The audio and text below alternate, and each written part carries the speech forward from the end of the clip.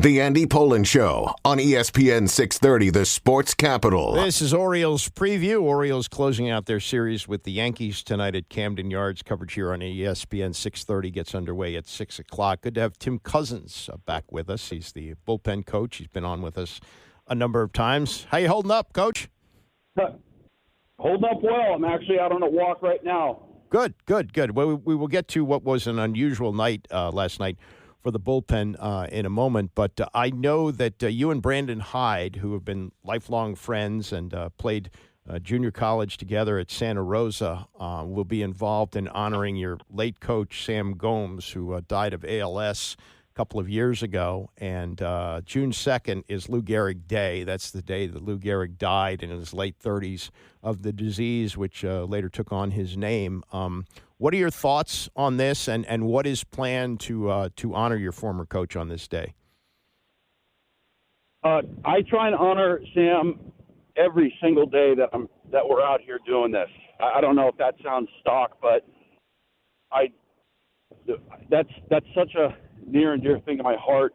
Watching him go through that, I had never known anybody with ALS, and to watch him go through that was so tragic, and so I try and honor his memory daily with the interactions I have with the players and with the people around me, trying not to take anything for granted and trying to be a good example for what he injected into both of us.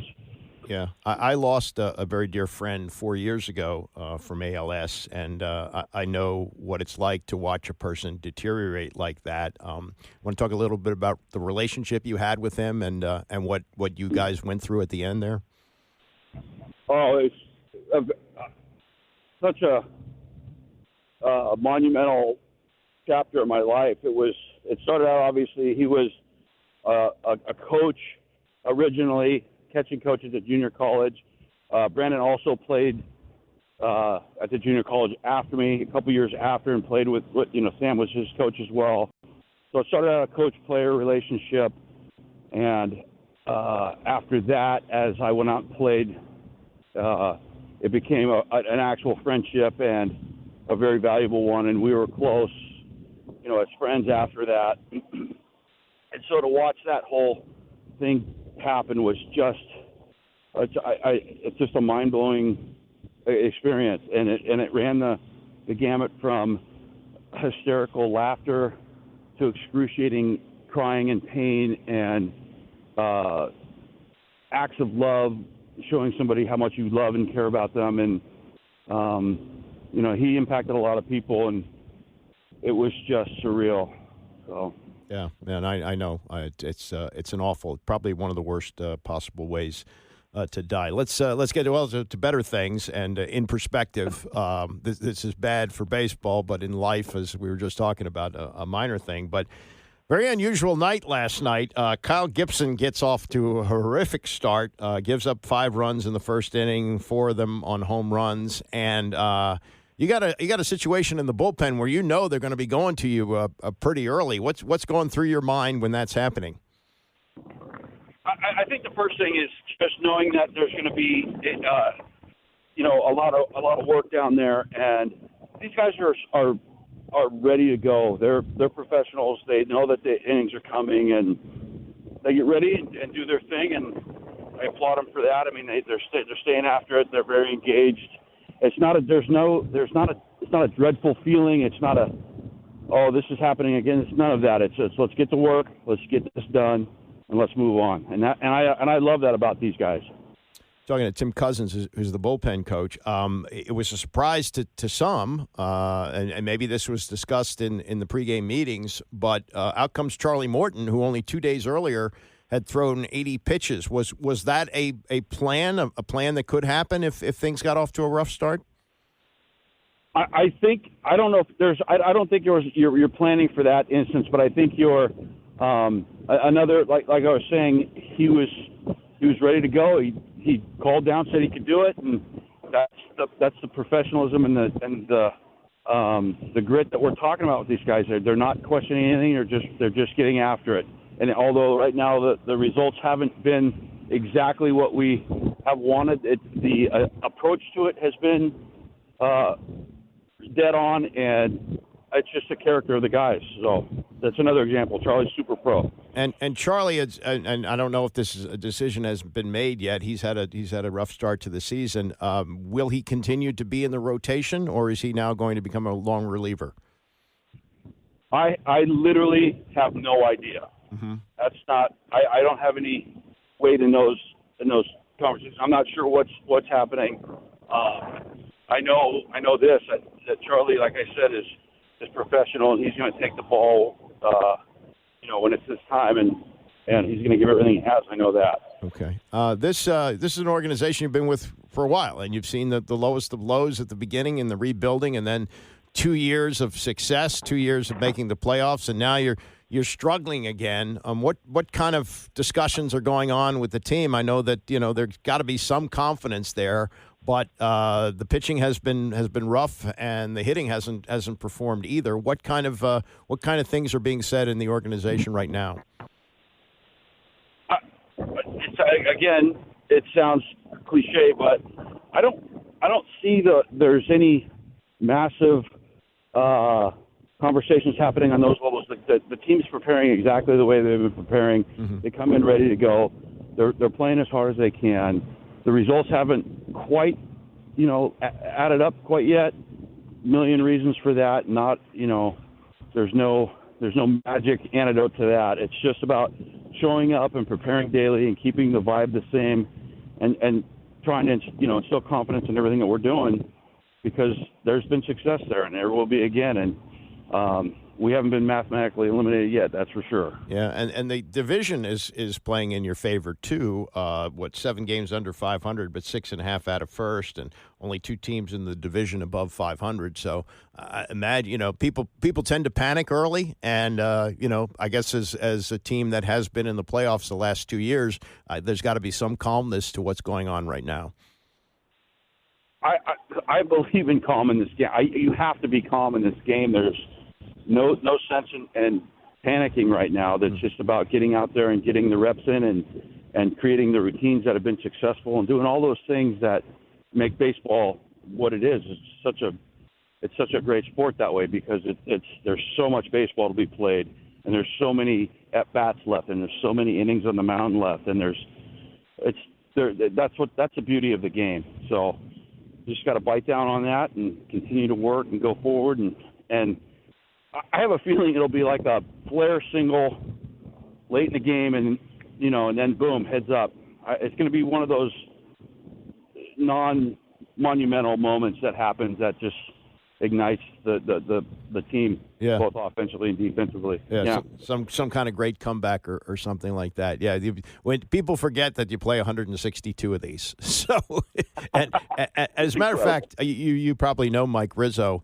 He likes to use this reference: back of the baseball card. He says, at the end of the season, your numbers are probably going to be similar to what you've had on the back of the card. And wherever you are at any point in the season, you'll get hot and things will eventually even out. Is that kind of a philosophy you ascribe to as well? 100%. That's a proven theory that it's not how you start or finish. It's what during the duration of the season, and most guys will equalize their numbers at some point during the season, and so getting too high or getting too low is distracting to that on some levels. But it's a long season. There's a ton of baseball to be played, and those things will level off. Very good. Enjoy the rest of your walk. Thanks, Tim. Do I sound winded? No, it's okay. I'm out here. No, it's the wind. It's not your wind. It's the wind in the air that's causing that. That's right. It's really windy out here, so there you go. All right. Not my condition. All right. Thank you. Thank you. That's Tim Cossins, who's the bullpen coach. And again, I was watching the game last night, and whoa, there's Charlie Morton warming up. He just threw 80 pitches. Now, again, I don't know if a decision has been made on removing him from the starting rotation. They don't have a lot of options. I mean, Kyle Gibson was signed late in spring training because they needed another arm. He makes his season debut. He's got to be able to pitch better than that, and we'll get to his reaction on it coming up. But Charlie Morton, who threw 2 2/3 last night, has an ERA that's close to 10, and he hasn't won a game this year. I think he's 0-5. So That's not a good situation. And then they got pitching injuries. Grayson Rodriguez has not played this year. And we will get to, how much panic there should be this early in the season.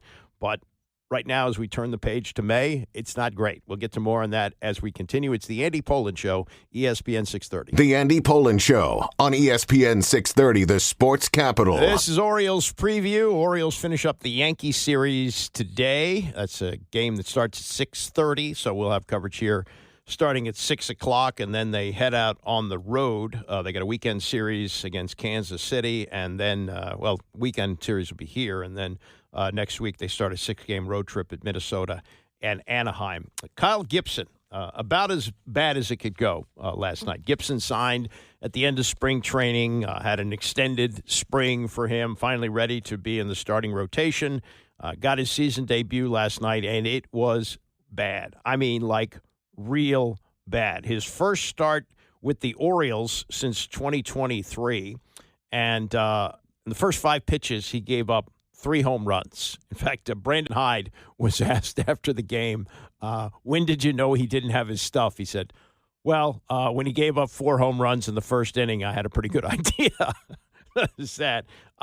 Here's Here's Gibson trying to shake off what was a horrendous night. Yeah, not many times have I done that in the first inning. I've had a couple instances where teams jump you like that. I think 4 homers on 4 different pitches, and then a homer on a different pitch the next inning. So just a weird instance where some of them were bad location, a couple of them weren't. Go back and look at it and try maybe see if I was, doing something or getting in a pattern. But yeah, physically felt good. So that's, kind of the frustrating thing when you feel good physically and the results don't show that. And, can't even find a way to get into the 5th, right? I thought I kind of had found a little bit of a rhythm there in the 2nd and 3rd other than the one swing. And, the walks kind of led to a longer inning. But, obviously not how I wanted the first one to go. Great night. Lots of fans out there watching us try to win a series, but we got a chance to win a series tomorrow. Did you know in the bullpen that you didn't have your best stuff? No, not to make light of it, but I stopped worrying about how I felt in the bullpen a long time ago. Sometimes you don't feel good, and then you walk in and you figure out a good plan and you lock it in when you get to the mound. And I've had days like today where I feel really good in the bullpen and stuff's locating, and just like it has the last 3 weeks, and just doesn't go your way. So, the bullpen is more of just a warm-up, not really an indication of where you're at physically and where you're at mentally in execution. Yeah, one thing about a bullpen warm-up, there's not Aaron Judge standing in front of the catcher in the bullpen. It's just you and the catcher. So people ask about that all the time. I really wonder, how much you can take from getting warmed up in the pen. Now, it is getting late early for the Orioles. They're 11-18. Here are the teams that are worse. Pittsburgh only slightly worse at 11-19. The White Sox, who were historically bad last year, 7-22. And Colorado, which is clearly the worst team in baseball, is 4-22 on the season. In fact, I think one of those wins was against the Nats. They're really bad. But the Orioles, not much better. They are 27th in baseball in pitching. Their ERA is 5.52. They've given up the most hits in baseball, 39 home runs. That's the second worst. Toronto is the worst with 42. And in batting average, team batting average, they're 27th. And they're fortunate that the division isn't being run away with by anybody, so they're still only 6.5 games out of first place. And Kyle Gibson trying to put a little bit of lipstick on this pig. This is a team that has so many good players, so many just good pitching. It's a good team. And I know, obviously, maybe we haven't played our best baseball, but good teams have bad months all the time. And the hard part to do now is to not sit here and think that you got to, get it all back in 10 games and, by May 15th, try to be 5 games over 500. And that's a tough mental battle to fight. I think the best thing you can do is look at tomorrow and see if you can finish the calendar by winning a series and, win the next series in May. Because you just can't do it 10 games at a time. You got to do it 1 at a time and 2 or 3 at a time and start knocking off some series. And before you know it, at the end of May, you can be 4 or 5 games over 500 and you're feeling really good. So just like good teams can have bad months, they can have really good ones too. And you look back and you look at the growth you can have in the month of March or in the month of April, and maybe look back in September and realize that maybe this is what helped you kind of fight through some of the dog days. Okay, so that's the sunny side from the clubhouse last night after the 15-3 loss. This may be the realistic side of this, as there is a show on the MLB Network, which is co-hosted by Brian Kenny, Tom Verducci, and Anthony Recker. And they do a little segment called Concern, Panic, or Doom. Here's Brian Kenny with the crew. What level are you at with the Orioles? I'm going right to Doom. With Doom? The Orioles. Yeah. Wow. Just because they're 10-17, no one in the wild card area in that division has made the playoffs starting that. I'm not saying they can't, but the odds are not good for them. And you have to tell me where this team is going to get better. Because when you look at them on the mound, let's start there pitching, because I think offensively they're underachieving. Yeah, They'll be okay, right. I think. But on the mound, you got to tell me where this staff is going to get better. I just don't see it. Grayson Rodriguez, we don't know when he's coming back. You know, when's the cavalry coming in? You look at, they have the fewest swinging strikes in all of Major League Baseball. They're last in ERA in baseball. They're 29th in whip. They're 28th in K rate. They're 25th in terms of controlling the count leverage. Every single number you look at, including the stuff that they have, tells you this is not the kind of pitching staff that is built for the postseason. And by the way, we know they brought the wall in left field at Kevin Yards. The OPS right-handed hitters in that ballpark, small sample size, is 100 points higher already this year.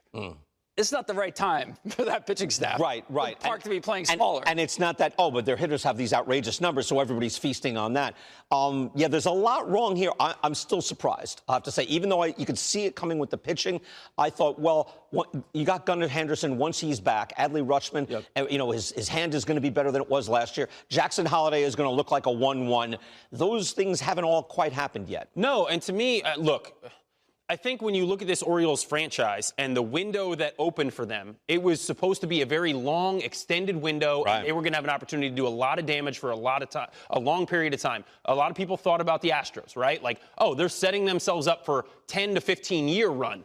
I'm not saying it's over, but I will say going into this season, I was already down on the organization and the direction they were headed because of the moves they didn't make with their pitching, and thinking, well, you're already shortening your window on the front side. What is it going to look like on the back end? Some of the moves that they made last year, some of the trades that they made were questionable, sending a lot of offensive talent away for guys with minimal upside from a pitching standpoint. And now you've put yourself in a situation where I don't really see a great window or an easy climb out of this. And so to me, I think it's a little bit of a failure from a front office perspective to try to generate the longest window you possibly can. So when you look at concern, panic, I was already a little bit hesitant on this team anyway. Are you concerned? I'm going to say Doom too, because I didn't like them in the beginning. I didn't love them in the beginning of the year. I didn't get to say it on air, but I had several conversations with people saying, I don't think the Orioles are a playoff team. And now when you get off to a start like this, I'm not – look, can you recover? Yes. The Braves started 0-7. Has a team ever made the playoffs starting 0-7? No. Would you say right now the Braves can't make the playoffs? No. They're back to 12-15. They look like a team that can do it if they get healthy and everything works out. So can they? Yes. But a lot of things have to go right for them moving forward, and I'm not sure that's going to happen. So that was the crew a couple days ago before they beat the Yankees the other night and then lost last night 15-3. So they're 11-18 on the season, and doom is maybe the right word. Can you snap out of it? Can you get on a hot streak? Yes, you can. But the pitching staff just has not looked good at all this year. They just haven't. And the three young players now, Jackson Holliday has hit much better this year. Remember, they brought up Jackson Holliday pretty early in the season last year, and they said, no, this is not going to be an experimental thing. He's here to stay. And he was completely overmatched at the plate. I think he struck out like 35 times. They sent him back down. He's done better this year. He's hitting 247. And Gunnar Henderson, he's hitting 227. He's not off to the start that he had last year. Did hit a home run last night, but the game was out of hand at that point. And Adley Rutschman is hitting 208. And those kind of numbers are bringing down the batting average to one of the lowest in Major League Baseball, the 27th highest batting average in a 30-team or 30 teams in Major League Baseball. So can they get well? Well, I don't know. I mean, look what's coming up. Kansas City's having a decent year. They're 15-15 on the year. Minnesota's only a game under 500. They got to play them. And I guess maybe the Angels have been bad. They're below 500 team. So maybe you can fatten up a little bit on the road next week. But, for a team that was supposed to take the next step forward and the benefit of new ownership, which we saw how it worked out well for the Commanders, hasn't really materialized well for the Orioles. And we'll see, how patient David Rubenstein is. I imagine he will be. And Mike Elias, who was the executive of the year only 2 years ago, maybe he gets a little more latitude. But they've got to do something. And when you don't know if Grayson Rodriguez is going to be able to pitch this year, and you don't know, how your rotation is going to continue to perform, where it's been really, really bad last night, low lighted by what we saw out of Kyle Gibson. Who knows? But, chance to make it 2 out of 3 against the Yankees tonight. You got another day off. This team, that'll help the bullpen a little bit to get a day off. And, maybe things start to get right this weekend against the Kansas City Royals. But it's although it's a long season, as Yogi Berra would say, it's getting late early. I want to thank Tim Cossins for joining us today, Isaac Kuhn-Harris for running the show. Thanks to all of you. Listen, Bram is coming up next, and I'll see you back here tomorrow morning at 9 a.m.